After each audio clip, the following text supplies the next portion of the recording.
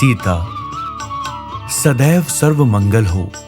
सारी सृष्टि तुम्हारी कीर्ति का गुणगान करती रहे, ये मेरा आशीर्वाद है।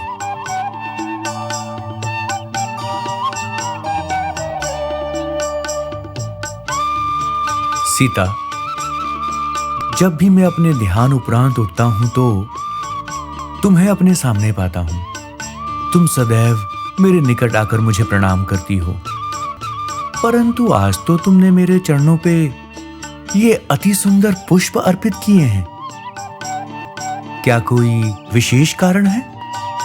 स्वामी, आज के दिन ही ये धरती एक महान पुरुष के कारण आनंदित हुई थी। एक महापुरुष का अध्याय खुला था। आज के दिन आपके ध्यान में किसी प्रकार का विघ्न ना पड़ जाए या किसी प्रकार की बाधा ना आ जाए, इसीलिए शांत रहकर मैं आपके चरणों में ये पुष्प चढ़ाना चाहती थी। अच्छा, ऐसा क्या? कौन है वो महापुरुष? बताऊं क्या? जो अपने सुख को त्याग कर सदैव दूसरों की चिंता करते हैं, इस धरती की भलाई के लिए ही ध्यान और तपस्या करते हैं। वो अवतार पुरुष आप ही तो हैं। ओहो, इसका अर्थ हुआ कि आज मेरा जन्मदिन है। जी हाँ, आज वही पावन समय है। आज ही के दिन आपका जन्म हुआ। आज पुनर्पक्ष नक्षत्र का शुभ दिन है। आज के दिन यदि आपका आशीर्वाद प्राप्त हो तो इस संसार में मुझसे अधिक भाग्यशाली और कोई नहीं होगा। तुम्हारा मंगल भाग्य ऐसे ही बना रहे। सीता, ये वसंत काल, पेड़ पौधे, ये सारी वनस्पतियां, ये मधुर पवन और ये अत्यंत सुंदर पुष्प, बिना किसी निजी स्वार्थ के हम मनुष्यों की सेवा में सदैव तत्पर रहते हैं। ठीक इसी प्रकार हम मनुष्यों को भी अधर्म का त्याग करके धर्म, करुणा, सत्य के मार्ग पर सदैव अग्रसर रहना चाहिए। यदि मनुष्य ऐसा करेगा तो कितना अच्छा होगा। वो तो अति उत्तम होगा, किंतु राजमहल में रहने वाले आप इस घने वन में तपस्या करने हेतु चले आए हैं। भाग्य ने हमें इस दशा में क्यों धकेल दिया, बस इसी का ज्ञात नहीं है। सीता, श्री नारायण क्षीर सागर में शेषनाग की शैया पर सोए ध्यान में पूरी तरह से मग्न हैं। इसका अर्थ हुआ कि सुखों से परिपूर्ण होकर भी मनुष्य को ध्यान करना चाहिए। यदि धरतीवासी अपने जीवन में ध्यान को स्थान देंगे तो उनका जीवन दुखों से दूर होकर सुख से संपन्न हो जाएगा। ये बात मैं मानती हूँ, किंतु प्रभु, मैं बस यही विचार कर रही थी, आज अयोध्या में होते तो कैसे आनंद मनाते प्रभु। नए वस्त्र धारण करते, द्वार को भी तोरण से सजाते, समस्त आंगन में हाथों से रंग बिरंगी रंगोली बनाते, नए आभूषण पहनकर मैं आपके समक्ष प्रस्तुत हो जाती। सीता, क्यों ना तुम भी नए वस्त्र धारण करके सुंदर रंगोली बनाकर आज के इस दिन का उत्सव मनाओ। मना तो लूंगी, किंतु नए वस्त्र इस वन में कहाँ से लाऊंगी? नए वस्त्र नहीं है तो क्या हुआ, माता अनसुईया द्वारा दिए गए नए आभूषण तो हैं। उन आभूषणों को पहनने से तुम्हें आशीर्वाद मिलेगा और माता अनसुईया अत्यंत प्रसन्न होंगी। उनके आशीर्वाद का अर्थ हुआ ब्रह्मा, विष्णु और महेश, इन तीनों का आशीर्वाद हमें प्राप्त हो जाएगा, क्योंकि माता अनसुईया ने पूरे मन से त्रिमूर्ति ब्रह्मा, विष्णु, महेश की पूजा अर्चना की है और इन तीनों ने मां अनसुईया को विशेष आशीर्वाद दिया है। इसलिए जो भी मां अनसुईया की पूजा करेगा वो आशीर्वाद का अधिकारी होगा। यदि तुम उनके दिए हुए आभूषणों को धारण करोगी तो तीनों लोकों में तुम्हारी कीर्ति का यशोगान होता रहेगा। ऐसा है क्या? मैंने तो केवल आपसे बिना कुछ सोचे समझे एक प्रश्न किया था। ये बात है तो मैं अभी आती हूँ।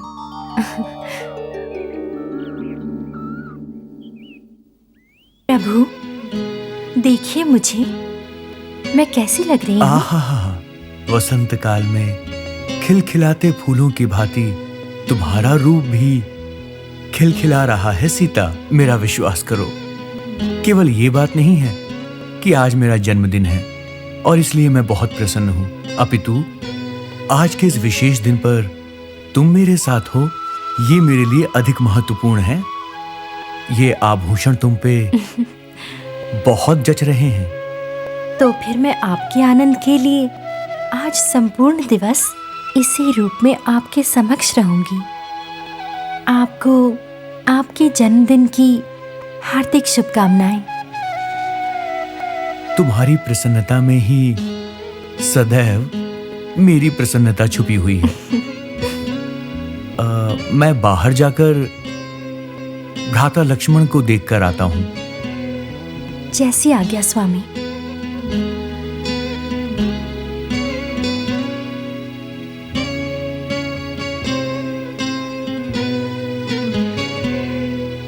भैया, खरदूषण राक्षसों को हमने पूर्ण रूप से समाप्त कर दिया था। पंचवटी से लेकर दंडकारण्य तक रह रहे लोग सब बिना भय के रह सकेंगे।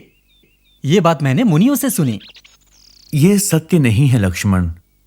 अभी तो हमने केवल असुरों की एक छोटी सी दुष्ट टोली का ही नाश किया है, और यह समाचार जैसे ही लंका के नरेश रावण के पास पहुंचेगा, वो क्रोध में आकर हमसे प्रतिशोध लेने यहां पर आएगा। इसीलिए हम दोनों को अत्यंत सचेत रहना चाहिए। उचित है भ्राता।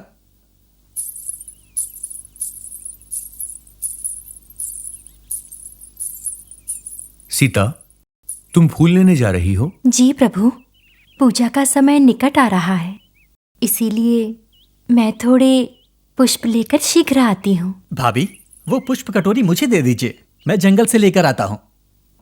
नहीं लक्ष्मण, सारे कार्य तो आप दोनों ही कर लेते हैं। घर के कुछ कार्य मुझे भी तो करने चाहिए, इसीलिए मैं जाकर पुष्प ले आती हूँ।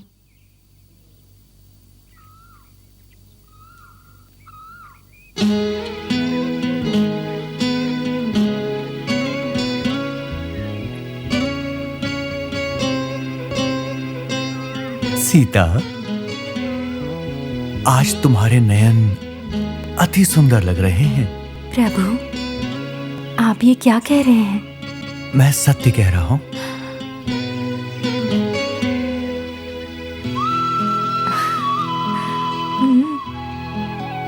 सच कहूं तो सीता, तुम्हें फूलों की आवश्यकता नहीं, क्योंकि तुम पुष्प समान हो, और जब तुम पुष्पों को स्पर्श करती हो, वो प्रसन्न होकर झूमने लगते हैं और खिलने लगते हैं। तो तुम शीघ्रता से जाओ, पुष्प तुम्हारी प्रतीक्षा कर रहे होंगे। क्या बात है स्वामी, आज आप कवियों जैसी बातें कर रहे हैं। ऐसा किस लिए? नहीं नहीं, मैं ऐसा बिल्कुल नहीं कहता।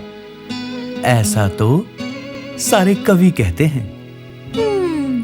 आपके परिहास में मेरे पुष्प लेने जाने का सारा समय नष्ट हो रहा है। अब मुझे जाने दीजिए स्वामी, अभी तो संध्या हो जाएगी। स्वामी, आपकी आज्ञा हो तो जाकर आऊं? सीता, हमारे आसपास बहुत सारे असुर घात लगाए बैठे हुए हैं, इसीलिए तुम यहां से अधिक दूर मत जाना और पुष्प लेकर शीघ्र लौट आना। जैसी आपकी आज्ञा स्वामी।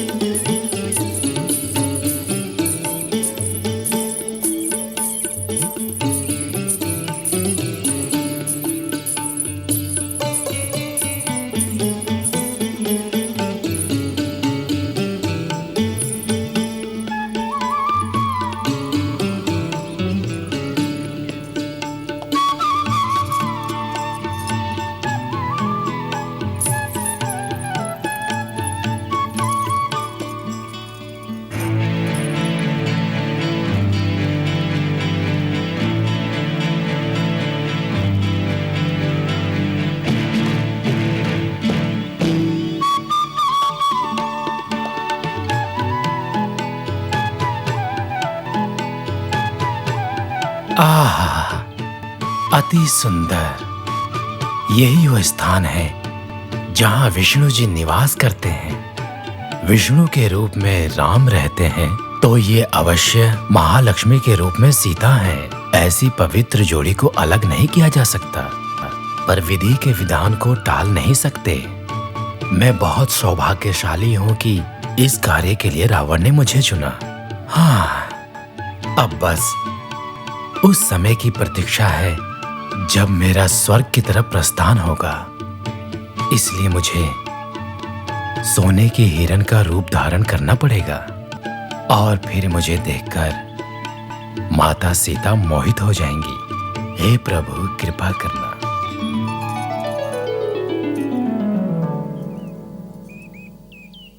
इतनी पवित्र जोड़ी को अलग करने का कारण बनने के लिए और रावण की बातों को मानने के लिए मैं अपने आप को कभी क्षमा नहीं कर पाऊंगा, कभी क्षमा नहीं कर पाऊंगा। अब मुझे एक सुंदर आंखों वाले सोने के हिरण का रूप धारण करना होगा, तभी माता सीता की दृष्टि मुझ पर पड़ेगी। यही ठीक रहेगा।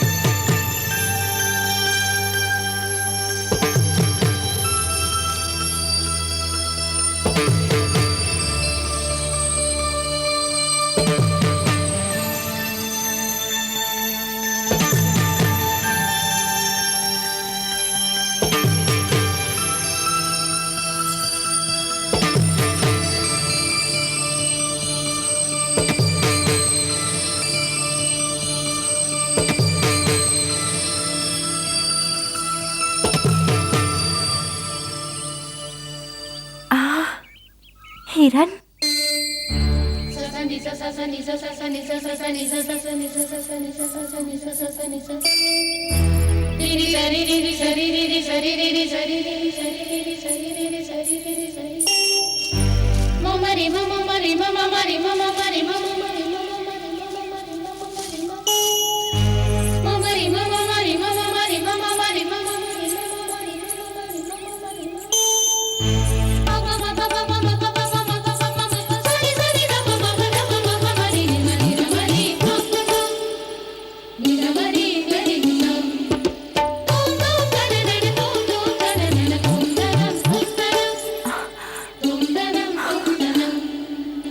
ये हिरन कितना अद्भुत है। ये हिरन लगता है सोने का है।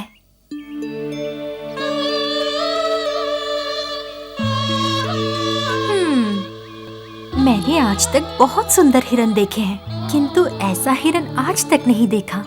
ये हिरन यदि आश्रम में रहे तो कितना आनंद आएगा ना।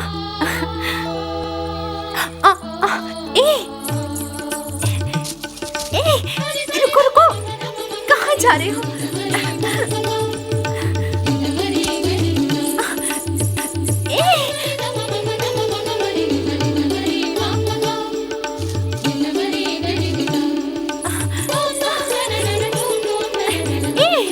कहाँ जा रहे हो?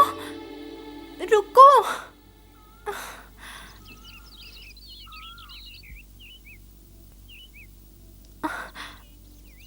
थक गई। ये हिरन कितना तेज भागता है। इसका पीछा करते करते